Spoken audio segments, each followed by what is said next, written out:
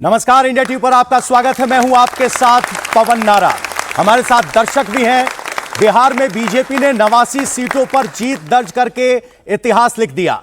BJP Bihar में सबसे बड़ी पार्टी बनी, लेकिन बिहार में मिली इस जीत के बाद बीजेपी के लिए सबसे बड़ी चुनौती पड़ोसी राज्य बंगाल है, जहां 5 साल पहले बीजेपी मुख्य विपक्षी पार्टी तो बनी लेकिन जीत नहीं पाई। बिहार के नतीजों के दिन यानी 14 नवंबर को ही प्रधानमंत्री नरेंद्र मोदी ने कार्यकर्ताओं को बंगाल में कमल खिलाने का टास्क दे दिया है। लेकिन बात सिर्फ बंगाल तक सीमित नहीं है। अगले 2 साल में 10 बड़े चुनाव हैं, जिनमें बंगाल और यूपी शामिल है। और बिहार के चुनाव ने एक टेम्पलेट सामने रखा है। सवाल यह है कि क्या 2026 और 27 के चुनावों की तैयारी बीजेपी ने अभी से शुरू कर दी है, और बिहार में मिली इस जीत का इंपैक्ट बंगाल, असम और यूपी में क्या होगा। विपक्ष ने एसआईआर का मुद्दा बिहार में उठाया। ममता बंगाल में एसआईआर रोकने की बात कर रही हैं और अखिलेश भी एसआईआर के दौरान चौकन्ना रहने की बात कर रहे हैं। एसआईआर से परे बिहार में विपक्ष ने अब की बार यूपी वाले पीडीए फॉर्मूले को चलाने की कोशिश की, नहीं चल पाया। बिहार में महागठबंधन ने सेकुलरिज्म की बात की। अखिलेश यादव, अफजाल अंसारी, कैराना से सांसद इकरा हसन सबने दलील दी कि मोदी को रोकने के लिए मुस्लिम चेहरा ना देखें, साथ आएं। लेकिन सीमांचल ने इन सब अपील को नकारते हुए ओवैसी साहब को चुना। क्या बंगाल में ओवैसी कोई फैक्टर साबित होंगे? क्या ओवैसी यूपी में कोई फैक्टर बनेंगे? क्या बंगाल में कांग्रेस किसी गठबंधन की स्थिति में होगी, वापसी कर पाएगी, या अकेले जाएगी, या फिर ममता के साथ गठजोड़ की कोशिशें होंगी? इन सब पर बात होगी। सबसे पहले आपका हमारे मेहमानों से तारुफ करवा देते हैं। शहजाद पूनावाला जी हैं, प्रवक्ता बीजेपी के, हमारे साथ हैं। डॉक्टर राजकुमार राजन जी हैं, आरजेडी के प्रवक्ता हैं। सत्यप्रकाश मिश्रा जी हैं, जो अभी आने वाले हैं, जेडीयू के नेता हैं। प्रोफेसर भुवन भास्कर जोशी हैं, समाजवादी पार्टी के प्रवक्ता हैं। और सपा से अजय वर्मा, माफ कीजिएगा, अजय वर्मा जी कांग्रेस के साथ हमारे साथ हैं। शुरुआत हम समाजवादी पार्टी के प्रवक्ता से करना चाहते हैं। सर, समाजवादी पार्टी के नेताओं ने निश्चल भाव के साथ बिहार में पूरा जोर लगाया। अखिलेश से लेकर कैराना के सांसद तक सब गए, लेकिन कोई असर नहीं हुआ और फैक्टर निकल कर आए ओवैसी। क्या यूपी के लिए भी ओवैसी उतना बड़ा फैक्टर होंगे? आपके लिए चिंता की लकीरें खींचती हैं? देखिए, पूरे देश ने जो देखने का काम करा बिहार चुनाव में कि गठबंधन धर्म निभाना कोई माननीय अखिलेश यादव जी से सीखे। हमारा वहाँ पर एक भी एमएलए का कैंडिडेट नहीं था, लेकिन माननीय अखिलेश यादव जी ने गठबंधन धर्म का निभाते हुए हमारे सांसदों ने, पूरी टीम ने वहाँ पर प्रचार करने का काम करा। ये भी देश देखने का काम कर रहा है। और जिसकी बात आपने शुरुआत करी, मैं कहना चाहता हूँ पवन जी, आपने जो बात करी थी कि एसआईआर की बात आज हुई थी, आज ये क्या बन गया है? आज ये देश समझ पा रहा है, प्रदेश समझ पा रहा है, ये बन गया है स्पेशल इंटेंसिव रैगिंग। ये बन गया है आपका, ये क्या बन गया है? बेईमानी का एक नया स्रोत देश में बन गया है। और क्यों नहीं, ये देश जानना चाहता है, जब एसआईआर इतना कामगार सिद्ध हो रहा है, क्यों नहीं ये मैं असम का इंचार्ज भी हूं अपनी पार्टी का, तो मैं पूछना चाहता हूं, देश समझना चाह रहा है कि असम में क्यों नहीं हो रहा है एसआईआर? क्या वहां चुनाव नहीं है? क्या एसआईआर ओवैसी के लिए नहीं हुआ था? मैं उसी विषय पे आ रहा हूं आपकी बात। क्या बीजेपी जेडीयू के लिए नहीं हुआ था? अब ये वोटों की लूट और वोटों की डकैती, अब तो ये चोरी नहीं है, वोटों की डकैती का एकमात्र साधन हो गया है भारतीय जनता पार्टी ने, जिसे लॉन्च कर दिया है। और इसके पीछे मंशा साफ है, किस प्रकार अल्पसंख्यक समाज या विपक्ष के दलों के जो वोटर लोग हैं उनको किस प्रकार रोका जाए। ये सरकार की मंशा, जो मैं और आप देख पाए, जिसको देख के आप और मैं यहाँ पे जो हमारे सीनियर साथी वो समझ पाए, ये क्या चुनाव आयोग इससे पूर्व करता था। इससे पहले चुनाव आयोग का काम होता था कि वो नए वोटों को जोड़े, वोट बढ़ाने का काम करे, लेकिन वोट घटाने के लिए पहले चुनाव आयोग कर रहा है। ये भी देश देख रहा है, ये भी देश देख रहा है। शहजाद पूनावाला जी, इनका बिहार से टेक अवे ये है कि आपकी जीत एसआईआर वाली जीत है और यूपी और बंगाल में एसआईआर का विरोध करेंगे। देखिए, ताउम्र कांग्रेस और समाजवादी पार्टी यही गलती करती रही, धूल चेहरे पर थी और ये आईना साफ करती रही। तो इनके डिलुलू का कोई सलुलू बचा नहीं है। चुनाव से पहले जाएंगे होनोलुलु और फिर बोलेंगे election commission what did you do. अब ये पहले तो भुवन जी मेरे मित्र है, मेरे अच्छे मित्र, मैं पहले ही डिस्क्लोज करता हूँ, वैसे सारे ही मित्र हैं, पर भुवन जी ये एसआईआर नाम की चिड़िया महाराष्ट्र में कहते हैं अभी तुरंत लोकल चुनाव से पहले एसआईआर कराओ, एसआईआर कराओ, और बिहार और उत्तर प्रदेश में बोलते हैं एसआईआर मत कराओ, एसआईआर मत कराओ। तो ये गुड एसआईआर और बैड एसआईआर कहां से हो गया भाई? कोई जवाब नहीं। दूसरी बात, बिहार का एसआईआर इन्होंने क्या कहा था, 2 करोड़ वोट कट जाएंगे, 3 करोड़ वोट कट जाएंगे, मुसलमानों को वोट नहीं मिलेगा, दलितों को वोट नहीं मिलेगा। सुप्रीम कोर्ट में एसआईआर का मामला था, एक अपील नहीं दर्ज की। 80,000 बीएलए इनके, मतलब स्थानीय इनके जो पदाधिकारी हैं पार्टी के, एक शिकायत दर्ज नहीं की। 2014 से पहले 12 बार कांग्रेस ने एसआईआर कराया, वो एसआईआर चमत्कार, और आज एसआईआर हो तो वो गुनहगार। ये क्या हिपोक्रेसी है यार। अब आते हैं दूसरी बात पर। अभी इन्होंने कहा गठबंधन धर्म, समाजवादी पार्टी से कोई गठबंधन धर्म निभाना सीखे।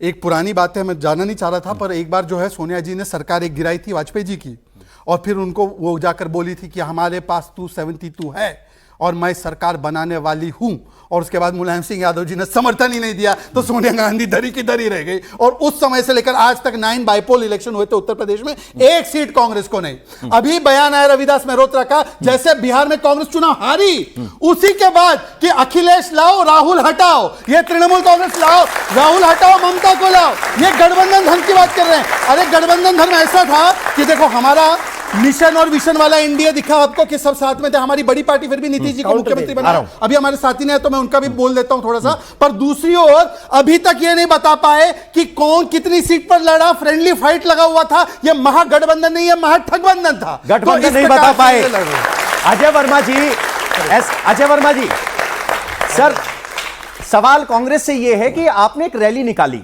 वोट चोरी को लेकर एक रैली निकाली, तेजस्वी और राहुल दोनों साथ गए, अब जवाब आ गया है, तो क्या कांग्रेस कोई कोर्स करेक्शन भी करेगी या फिर एसआईआर का मुद्दा अभी भी वाजिब है? आप टीएमसी के साथ खड़े नजर आएंगे एसआईआर के मुद्दे पर बंगाल को लेकर? मैं आईना हूं, दिखाऊंगा दाग चेहरों के, जिसे बुरा लगे वो सामने से हट जाए। आईना चेहरा दिखाता है कि आपके चेहरे पे दाग है या नहीं है। आप देखते हो कभी?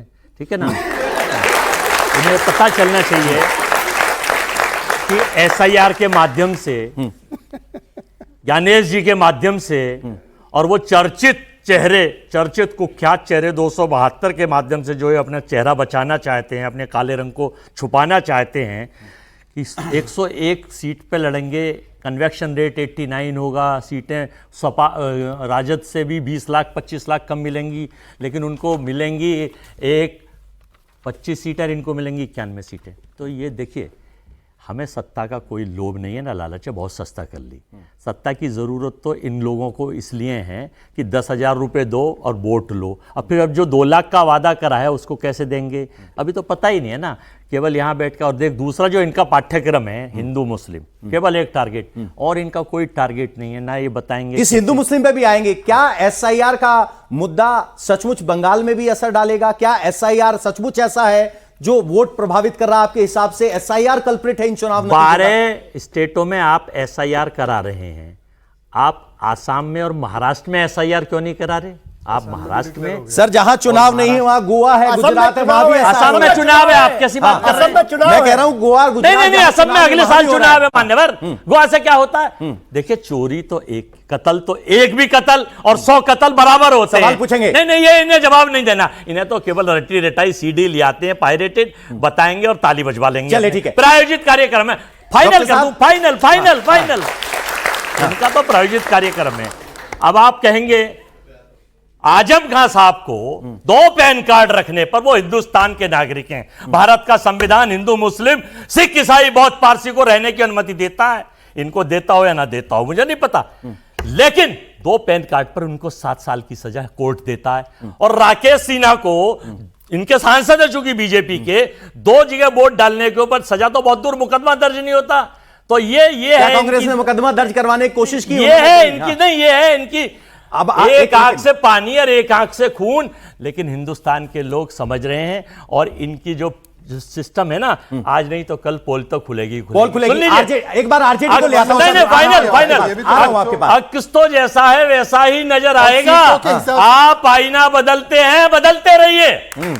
वोट बदलने की चर्चा है सर, आईना से चले देखिए, one सर। versus three है, मेरे एक साथी सिंसियर नहीं बात है। उन्होंने जो आरोप लगाया मैं कि उसी पे आजम बात- खान के लिए दो पैन कार्ड पर सजा है, सब पे आ रहा हूं। लेकिन आपके सांसद के 2 वोट पर सवाल उठा। सब पे आ रहा हूं, एक एक करके मैंने सारे नोट किए हैं। उन्होंने पहले क्या बोला कि आरजेडी को ज्यादा वोट मिले बीजेपी से बिहार के चुनाव में।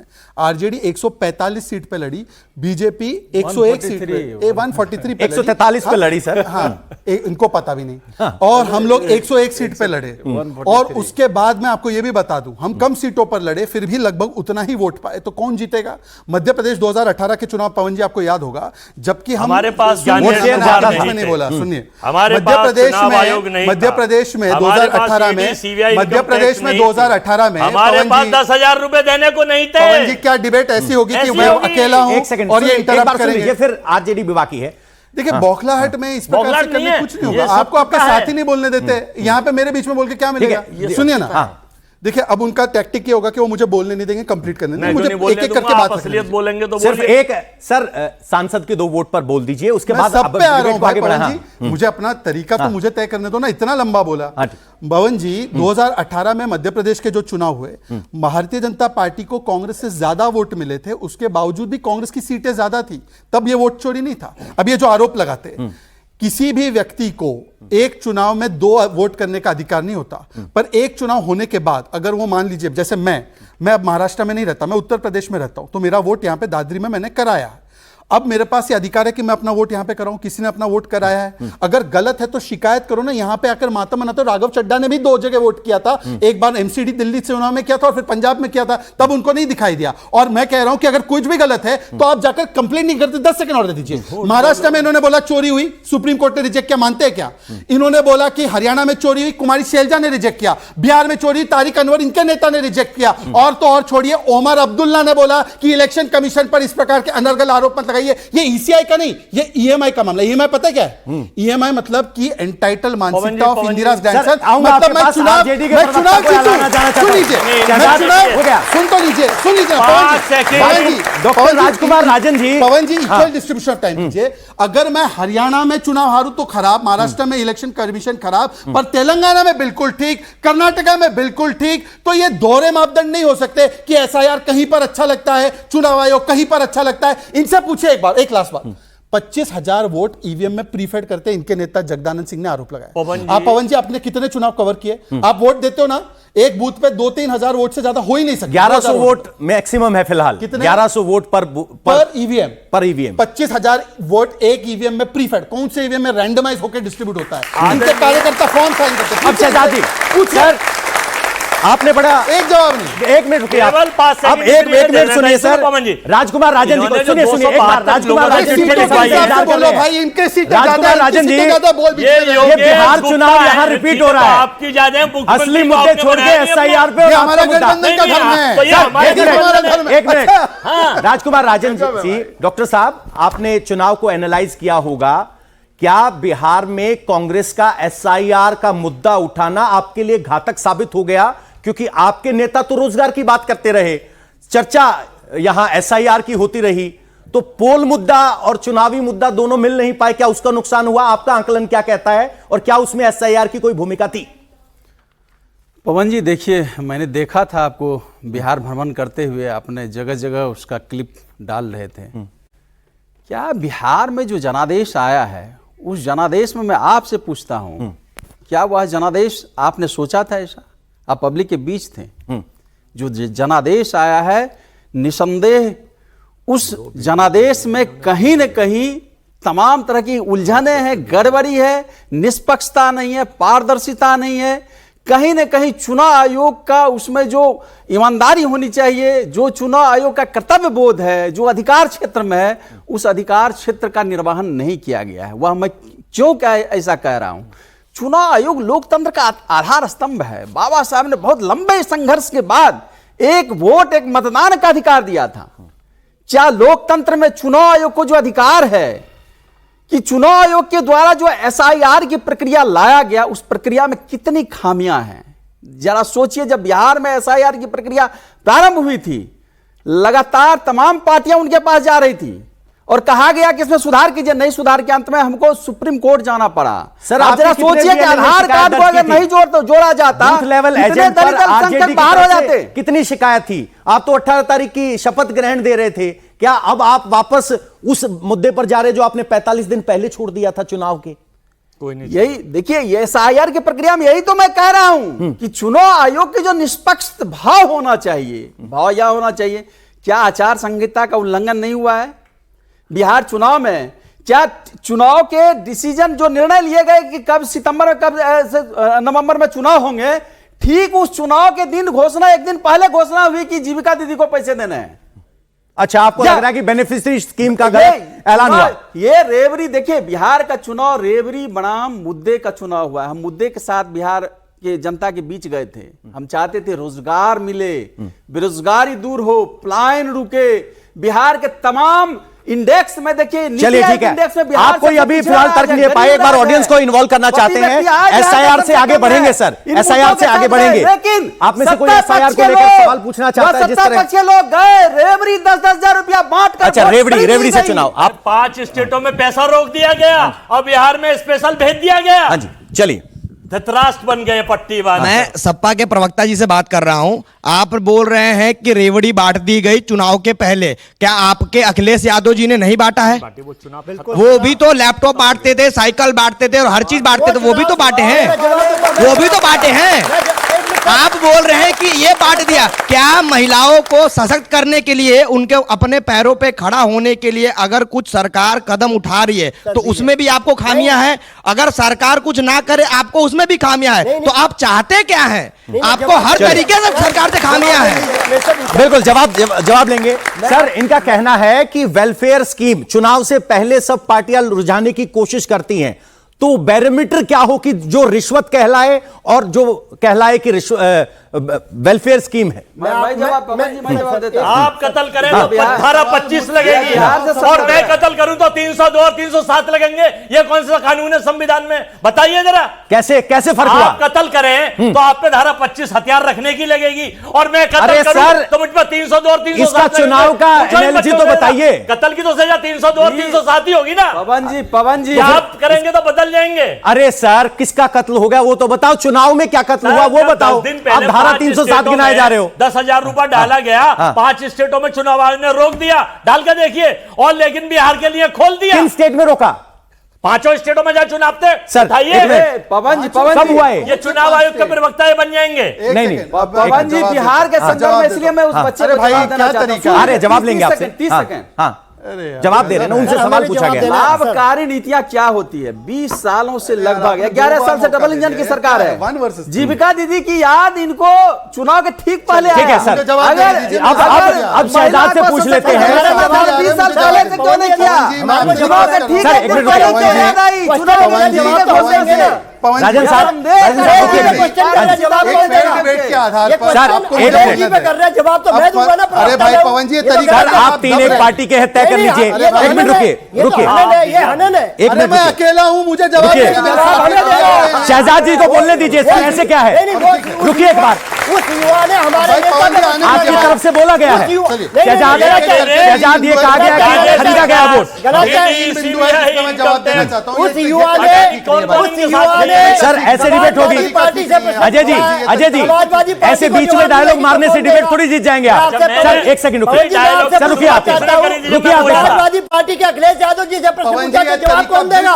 जवाब तो मैं दूंगा ना पार्टी का। अगर आप सुनोगे ही नहीं तो फिर क्या जवाब देने का फायदा? आपने लीजिए सर। मैं जवाब वाला साहब, मेरे साथी भी आए। देखिए, मैं 2-3 बिंदु है और प्लीज मैं रिक्वेस्ट कर रहा हूं कि इंटरप्ट करके एक दूसरे को सुन लीजिए, वरना कोई फायदा नहीं है सर, किसी को कुछ समझ नहीं आ रहा। देखिए, सबसे पहले इन्होंने अभी कहा कि वोट चोरी हुई है, वोट चोरी हुई है। मैं बार बार बता रहा हूं, अगर वोट चोरी मुद्दा है तो बीजेपी नहीं, कांग्रेस के नेता तारिक अनवर, शकील अहमद, मुमताज पटेल, अफाक आलम से लेकर इन्हीं के नेता बोल रहे कोई वोट चोरी नहीं, हमारे लोगों ने टिकट बेची। तो क्या वो भी बीजेपी के एजेंट? पॉइंट 1। पॉइंट 2, वोट चोरी का आरोप कौन लगा रहा है? चारा चोर, जमीन चोर और टोटी चोर। कन्विक्टेड चारा चोर। तीसरी बात, अरे चलिए ना भाई, छोड़िए, चुप रहिए भाई। पवन जी, मेरा बात पूरा होने आप बात पूरी कीजिए। मेरी बात पूरी होने दीजिए, मेरी बात पूरी होने ये दीजिए। अनपार्लियामेंट्री गलत है, लैंग्वेज ये हमने गलत सुनने नहीं है। है। पवन जी ये गलत तरीका है। हमारे नेता पर आपने 3 आरोप लगाए। बोल रहे हैं, ये बर्दाश्त नहीं करेगी समाजवादी पार्टी। ये माफी मांगे पूरे देश से, पूरे देश से माफी मांगे। अखिलेश यादव की आवाज उठाइए। ये हमारे नेता का कहना है ये माफी मांगे। कोटी चोर फैक्चुअल आरोप नहीं है, राजनीतिक आरोप है। अब सुनिए, जवाब सुनिए, जवाब सुनिए। अखिलेश यादव की अखिलेश यादव की माफी मांगे। सर, जवाब ले। एक सेकंड, ये माफी मांगे। ये शहजाद जवाब सुनेंगे सर। देश से माफी मांगे शहजाद। एक सेकंड। ये मेरी मांग है, तभी अपनी बात को रख पाएंगे। एक सेकंड, मैं जवाब ले रहा हूं सर। सर, ये देश को मैं जवाब ले रहा हूं। एक सेकंड, एक सेकंड, आप सुनिए। ऐसे ऐसे क्या होगा? एक मिनट, आप सुनना पड़ेगा, सुनना पड़ेगा, सुनना पड़ेगा सर। नहीं, ऐसे थोड़ी सर, ये रैली थोड़ी है, रैली थोड़ी है सर। सर, ये रैली है क्या? नहीं, प्लीज एक बार सुन लीजिए, मैं अभी जवाब ले रहा हूँ। रुकिए रुकिए रुकिए, अब जरा एक मिनट सर, मैं आपका सवाल पूछ रहा हूँ, एक मिनट चुप होना पड़ेगा आपको। सर, एक सेकंड, उनकी आपत्ति ये है कि टोटी चोर राजनीतिक आरोप है। हाँ, अब सुनिए, जवाब सुनिए। जवाब सुनने की हिम्मत रखना। हाँ, ठीक है, मुझे कोई दिक्कत नहीं, आप उंगली मत दिखाइए बस। देश के प्रधानमंत्री को चौकीदार चोर है बिना प्रमाण के बोलेंगे। इलेक्शन कमीशन को वोट चोर बोलेंगे। मैंने तो नाम नहीं लिया, क्यों पेट में दर्द हो रहा है? मैंने एक बार अखिलेश का नाम लिया, तो बताओ एक बार। अब मेरी बात आखिरी समाप्त होने दीजिए। पवन जी, आखिरी बात एक समाप्त होने दीजिए। अब जो आखिरी बात, क्योंकि मेरे बड़े भाई हमारे भाई सत्यप्रकाश मिश्रा भी आए, मुझे बात रखने दीजिए। देखिए, ऐसा है, मैं खुद बिहार, मेरा सौभाग्य नहीं रहा कि मैं बिहार की महान भूमि में जन्मूं, पर मैंने बिहार की डिबेट से पहले बिहार पे शोध किया। मैंने देखा कि 2005 से इनके नेता नीतीश जी ने बच्चियों को स्कूल का यूनिफॉर्म, साइकिल पकड़ पकड़ के स्कूल में जाओ, फिर उनकी भर्ती, उनको जीविका दीदी से जोड़ा। पुलिस में सबसे ज्यादा भर्ती कहां है पता है? किस प्रदेश में? महिलाओं की भर्ती बिहार में है। 1/3 पुलिस फोर्स बिहार में है। और भाई, क्या तरीका? ये तरीका सही है क्या? सर, तरीका ठीक है सर, तरीका ठीक है। उनकी योजना पे वोट मिले हैं, बोलने दीजिए। हाँ, सुन लीजिए। मैं तो कह रहा हूं कि नीतीश जी और मोदी जी की कमिटमेंट ये थी कि ये मां को गाली देते रहे, छठी मैया को गाली देते रहे, हमने मैथिली जैसी बेटी को टिकट दिया, इन्होंने ओसामा को टिकट दिया। ये हमारा बेटियों के प्रति कमिटमेंट है। ठीक है, अब मेरे भाई को बोलने दो। सर, आप तीनों से मेरा एक सवाल है। अरे मेरा एक सवाल है। हाँ, बिल्कुल, बात एक सेकंड रुकिए शहजाद। तीनों से आपका एक सवाल है। आप हर कोई कह रहे हो कि चुनाव में धांधली हुई है। सर, झारखंड में 40 दिन की समय सीमा है, क्या कांग्रेस चुनाव को चैलेंज कर रही है? गाड़ी से उस पर चढ़ा दिया गया। राजन साहब, बात करेंगे राजन साहब, मैं कह रहा हूं, आप तीनों आरोप लगा रहे हैं कि चुनाव में धांधली हुई। क्या आप का जवाब दे दो? वोट चोरी का 4 बार कन्विक्टेड 4 बार कन्विक्टेड। राजकुमार जी, राजकुमार जी, दोषी। राजकुमार जी, 40 दिन का समय होता है चुनाव परिणाम घोषित होने के बाद। 14 तारीख से आज हो गई है 22 तारीख, अभी भी 30 दिन बचे होंगे आपके पास। क्या चुनाव आयोग के खिलाफ जाएंगे आप? कोई पिटीशन फाइल कर रहे हैं या सिर्फ शगुफा है, वोट चोरी हो गया, एसआईआर से गड़बड़ हो गई? जवाब दीजिए। देखिए, चुनाव आयोग का के जो अधिकार क्षेत्र में आता है, आम जनता, आम पब्लिक बिहार की घर घर में चर्चा का विषय बना हुआ है। चर्चा का विषय नहीं सर, जवाब दीजिए आप। लफाजी नहीं। क्या आप कोर्ट जा रहे हैं और किन तर्कों के साथ जा रहे हैं? हम उस पर रिसर्च कर रहे हैं। रिसर्च करें। संभव है, संभव एक सेकंड, अगर एक पूरा सेकंड। सच आ जाए अजय तो जी, बता भी एक सेकंड, सकते आ रहा हूं आपके पास, आपके लिए अलग विषय है। अजय जी, आपने लगातार एसआईआर और वोट चोरी का मुद्दा उठाया। क्या कांग्रेस चुनाव आयोग के खिलाफ हलफनामा देगी? क्या कांग्रेस इन नतीजों के बाद 40 दिन की समय सीमा में कोर्ट जाएगी या सिर्फ टीवी डिबेट तक? आईएएस के ऑब्जेक्टिव क्वेश्चन है या सर नो में दूं? बताओ क्या है? You are the vice chancellor of the university. मेरा सवाल है सर। नहीं बताइए, हार ना मैं दूं क्या? या तो फिर पूरी सुनिए मेरी। नहीं, मैं तो पूछ रहा हूं आपसे, जाओगे क्या? हाया ना मैंने कहा ही नहीं। हाँ ना मैंने हाया ना कहा ही नहीं सर। सुन लीजिए, 272 लोगों से इन्होंने एक योगेश गुप्ता है, इन्होंने चिट्ठी लिखवाई बुलवाकर। योगेश गुप्ता, हाँ, और वो इनके सीनियर ब्यूरोक्रेट्स हैं। हाँ। ये लड़की देखो, बेटी हमारी, ये इसने पोस्ट डाला था, उसने लिखा था क्या कोर्ट में शर्मनाक बात है। क्या कोर्ट में फोटो दिखाएंगे आप? ये कोर्ट में फोटो दिखाने जाएंगे तर्क के तौर पर? हमें भी अजय सर, हम भी क्या साथ ये फोटो दिखा के हम भी साथ में फिक्र न कर दीवानी। ऐसे लोग 272 शर्मनाक। कोर्ट में आप ये दलील देंगे क्या? कोर्ट में आप ये दलील देंगे? किसी ने लूट लड़की का फोटो सबूत के तौर पर दिखाएंगे? 272 ये प्रायोजित कार्यक्रम लिए बैठे हैं। ये वोट चोर, ये सरकार कैसे? चोर। कैसे? देश के अरे जितने जज बताइए ना। आतंकवादी हैं, जमीन चोर है देश के ये। जितने आतंकवादी हैं, जमीन ये चोर, आतंकवादी सारा हैं, चोर, मिलते हैं। ये सब चोर मिलता है। अजय जी, मोदी को चोर एक बोलो, मोदी सेकंड को अजय जी, मैंने आपसे मोदी पॉइंट को चोर पूछा बोलो, ये देखो। कि क्या आप अदालत ये कौन है? जाएंगे इनमें से चोर बताओ। बिहार के इनमें से चुनाव चोर कौन नतीजों है? को लेकर? तुम्हारा आप फोटो दिखा रहे हो क्या? चोर फोटो बताओ। तर्क हो सकता है क्या? ये है चोर। क्या बिजली बैग अदालत वो जाते हैं। हाँ। हम जनता के बीच हैं, हमें जनता का समर्थन है। अच्छा। इनके भक्त और अंधभक्त और कोलंबिया इनके की चुनाव आप- आयोग की आप जरूरत अदालत नहीं जाएंगे? नहीं, शेर सुन लीजिए, दोबारा सुना रहा हूं। जानवरों के शेर बीच सुन जंगल लीजिए समाज में थे। इनके क्या बताएं। हाँ। सोचा था कि अदालत में हाकिम से करेंगे भी हम हाकिम। फरियाद फिर शायर आ गया इनके सर खिलाफ, तर्क। लेकिन हाकिम भी कम बखत इनका ही चाहने वाला निकला। कुछ भी तो बोल वहाँ क्या अदालत करोगे में आप? हाकिम होता है वहाँ क्या करोगे आप? अदालत में हाकिम होता है। क्या करोगे आप? अदालत अब में जरा हाकिम बंद- कहाँ से वो होता चुनाव है? आयोग एक किस सेकंड। हाकिम की जिनसे बात है? बना के ये जो उमर नबी रिटायर की बात करते कर हैं, रहे हैं, अगले उमर दिन नबी एमपी वाला बना हाकिम। दिया। अगले दिन एमपी बना दिया, हटते ही अगले दिन उन्हें उसका अजय जी, चेयरमैन अच्छा, बना लालू दिया। करप्ट है अजय जी, ये बताओ। अजय जी, लालू करप्ट है कि अजय नहीं जी, बताओ। बना दिया। ये अजय लालू जी, करप्ट है कि नहीं? क्या ये शेरो शायरी से उसका जवाब वोट दो मिल ना। जाएंगे? 6 पे सिमट गए ना, तो तर्क कहां है आपके? हर बात में एक सर, शेर सर। आपका आईना साफ करते रहे, चेहरा साफ करते रहे, यहां नहीं, आप नहीं। फोटो दिखा रहे हैं। हम देखिए- अदालत में सिर्फ बात हो रही है एसआईआर अगर गलत है तो क्या आप तर्कों पवन के जी, साथ अदालत नहीं, जाएंगे? तर्क सुन उसका लीजिए। जवाब है बीच नहीं में आपके पास। बेचैन हो जाते हैं, सुनने हाँ। नहीं थे। 196 कंट्री हैं। हाँ, इंडिया के, अमेरिका, पाकिस्तान को तो छोड़ दीजिए, इनका एजेंडा, इनका प्रोपोगंडा, इनका पोस्टर बॉय। हाँ। अमेरिका, चाइना, ब्रिटेन, हाँ। जहां सब जगह ना हाँ जी। बैलेट से चुनाव होता है। हाँ। दम है और हिम्मत है और कौन मर्द लेके आया है था? तो EVM चुनाव कौन लेके कराए आया बैलेट था? से। ईवीएम किसके कार्यकाल में आया था? छोड़ दीजिए, आज ईवीएम बताएं। किसके कार्यकाल में चुनाव आया था? कराए बैलेट से, दूध का दूध, पानी का पानी हो जाएगा। सर, आपकी दलीलें- बच्चों को भी पता चले। आज करा लीजिए बिहार में क्या बोला चुनाव। जाए इनके बारे में? सर, SIR आज का करा क्या लेना लीजिए देना? बिहार में चुनाव। अजय जी, देख लिया। एक विधानसभा में करा के देखिए। जेडीयू के प्रवक्ता हैं, बहुत देर से आए। सर, आपको बोलने का मौका नहीं मिला, मैं माफी चाहता हूं। मेरा पूरा सवाल समय यह है दूंगा। कि इनकी तरफ से बार बार तर्क की बजाय कहा जा रहा है कि एसआईआर में गड़बड़ हुई, वोट से पहले 10-10 हजार रुपए में वोट खरीदी गई, इसीलिए बिहार का चुनाव बदल गया। बंगाल में इस बिहार के चुनाव का कोई असर नहीं होगा, एसआईआर के भरोसे अभी भी बीजेपी यही आरोप लगा रहे। देखिए, सुप्रीम कोर्ट में ये लोग गए, सुप्रीम कोर्ट ने एसआईआर को जारी रखा, संविधान सम्मत माना, उसको कहा सुप्रीम कोर्ट ने एक और पारदर्शी बना दीजिए, सबको बता दीजिए किसका किसका नाम किस कारण से कटा है, लिस्ट को चिपका दीजिए। कुछ लोग ये लेकर पहुंचे सुप्रीम कोर्ट में कि इनका इनका वोटर लिस्ट से नाम कट गया है, तो वो अपने बीएलओ और बीएलए के पास नहीं पहुंचाए, लेकिन सुप्रीम कोर्ट वो लोग पहुंचे, उनका नाम भी जुड़ सकता है। जिन लोगों का भी नाम कटा था, हटा था, कुछ ह्यूमन एरर था, उसको चुनाव आयोग ने कहा हमारा दफ्तर 24 घंटे खुला है, आप आइए, हम नाम जोड़ देंगे। एक आदमी नहीं मिला राजद का, कांग्रेस का, कि 100 लोगों को भी इकट्ठा करके बोले कि ये 100 लोगों का नाम कट गया है। अगर एक मिल जाता, 7 करोड़ मैं बिहार सर, राजन साहब, हम चाहते हैं कि सभ्यता से बात पहुंचे जनता के बीच और आपकी भी बात पहुंचे। मेरा एक प्रश्न है कि जो लोग पहले ईवीएम पे ठीकरा फोड़ते थे, उन्होंने ये तो मान लिया ना कि ईवीएम अब ठीक है, क्यों हैक अभी भी ईवीएम कह रहे हैं सर, लोग फोड़ते थे कि पहले हैक करने के लिए चुनाव आयोग ने 1 महीने का समय रखा, आओ भैया हैक करके बताओ भैया कैसे हैक होता है, उसमें ये फेल हो गए। ये वोट चोरी लेकर आए क्यों हैं?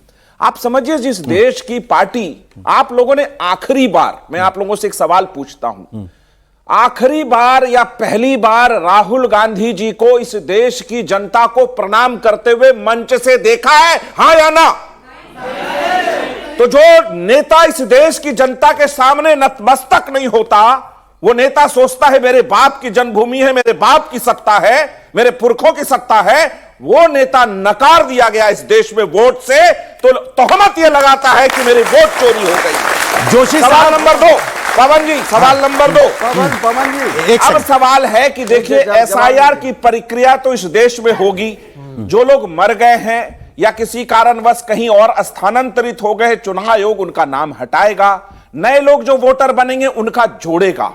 जो लोग जनता की सेवा नहीं कर रहे, जन मुद्दों से नहीं जुड़े हुए हैं, परिवारवाद में ढपली बजा रहे हैं, हारने पर परिवार में एक दूसरे पर तू में कर रहे हैं, वो परिवार आपने बिहार में देखा। परिवार आपने देखा। तो लोकतंत्र पहुंच चुका है जमीन तक, समाज के बड़े आखिरी हाशिए तक। बिल्कुल। और वो जीविका दीदियां जो 2006 में अपने आत्मनिर्भरता की ओर बढ़ी, स्वरोजगार कार्यक्रम की ओर बढ़ी, अगर उनको नीतीश जी ने लगातार मदद की और 10,000 और दिया, 2 लाख और दिया, सुनिए ठीक है जोशी जी, एक मिनट दिया, मान गया रुक जाइए जोशी जी, एक सेकंड दीदी रुके सर, एसआईआर से परे एक और मुद्दा है सर, एक सेकंड, ये मुद्दा बहुत जरूरी है। एक लाइन है बस, एक लाइन। इनके लिए दीदी है निशा दीदी, रानी दीदी, प्रियंका दीदी, नीतीश कुमार की जीविका दीदी। इसी चुनाव से जोशी जी आपके पास आ रहा हूं मैं, इसी चुनाव से एक सेकंड, इस चुनाव में एक और फैक्टर आया, ओवैसी साहब कहा कि हमें गठबंधन में ले लो, आरजेडी ने नहीं लिया, तेजस्वी जी ने उन्हें एक्सट्रीमिस्ट कह दिया। आपके नेता लगातार गए और उन्होंने कहा कि हम मुस्लिम चेहरे, कि हम ऐसी सीटों से लड़ते हैं जहां 90% हिंदू हमें वोट देते हैं, आप हिंदू मुसलमान पे नहीं सेकुलरिज्म पे वोट दीजिए।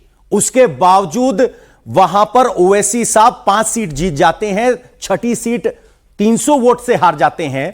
तो क्या ये ओवैसी साहब का मुस्लिम चेहरे वाला फैक्टर यूपी में समाजवादी पार्टी की नींद उड़ा रहा है? पहले आपका बात जवाब दे दूं, हमारे साथी ने परिवारवाद की बात कही थी। भर भर के आशीर्वाद मेरे देश के प्रधानमंत्री ने दिया, जब किसको बनाया? कुशवाहा जी के बेटे को बनाया। और मैं माझी एक नई योजना लाए, मैं जो हमारी सीनियर महिलाएं वो समझ सकती है, एक समदन योजना लाए। अब तो समदनों को भी टिकट देने की ये दलित समाज के खिलाफ बोलने में शुरू से आगे हैं। अगर दलित का कोई बेटा पिछड़े का बेटा और ये बताना चाहता हूं, कुशवाहा जी का बेटा ना तो MP है ना MLA है ना कोई चुनाव जीता है, तो परिवारवाद को आशीर्वाद देते हुए मोदी जी को देखा। और बात जो आपने कही है, आपका जवाब देना भी बहुत जरूरी है। ये बताइए किसने भारतीय जनता पार्टी के रथ को रोकने का काम करा उत्तर प्रदेश में? मैं बताना चाहता हूं, माननीय अखिलेश यादव जी ऐसे थे कि बीजेपी जो 80 की बात कर रही थी, उन्होंने हाफ करने का काम करा इस भारतीय जनता पार्टी को। चोरी नहीं हुआ, तब वोट मैं कहना चाहता हूं, वो पीडीए की ताकत थी, ये पीडीए की ताकत है।